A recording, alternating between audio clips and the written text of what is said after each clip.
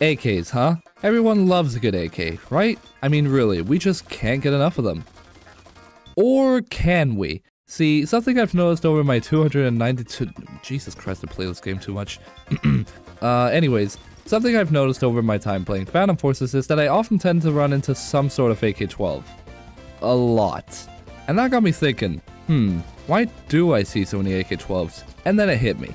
I'm not seeing a bunch of AK12s, I'm seeing a bunch of variants of the same gun, which also made me realize, oh my god! There's so much! The DBV's gonna break me! Now sure, I understand gun families, like you got your SCARs where one's a low recoil high precision assault rifle and the other one's broken with how big use it while you can. And you got your M4s where all of them are good except one. But with the AK12 variants, I'm just... why do they exist? Like, let's start off simple with the AK12 itself. This one makes sense. Why? Well, one, because it's a starter gun, and two, if there's one reason people like to play first-person shooters, it's to get an AK as fast as they can, feeling almighty and powerful, and then dying immediately. I feel the AK12 replicates the same feel pretty well in Phantom Forces. In other words, its existence makes sense. But you know, past the AK12, I don't know how to feel. Like, let me explain with the carbines. You remember this category, right?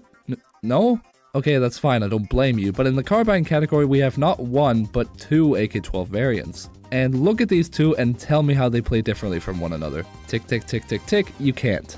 And to prove my point, we have to look no further than the in-game descriptions where, I kid you not, they are literally the same.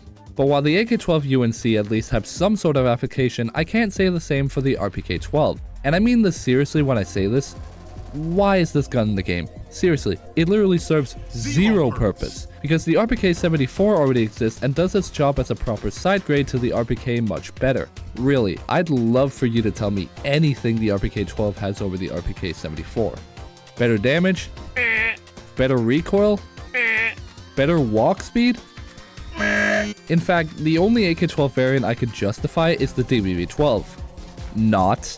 Because like the RPK-12, it too suffers from bringing literally nothing to the table past its unlock rank.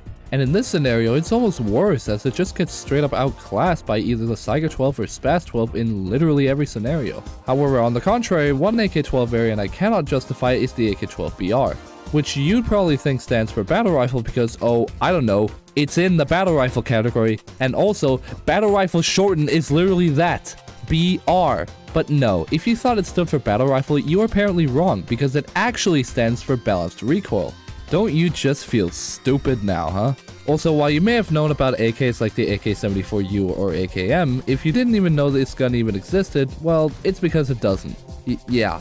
Stylus just made this AK up so they could stick yet another AK-12 variant into yet another category where it once again brings little to nothing to the table. But that's somehow not even the worst part. No, not even close. Because it turns out, way back in the day when Phantom Forces was being beta tested, Stylus had plans for not only a PDW AK-12 variant, which we ironically ended up getting anyway, but also the SVK-12E. And if this is the first time you hear this AK's name, don't be surprised as it's the same story as with the BR.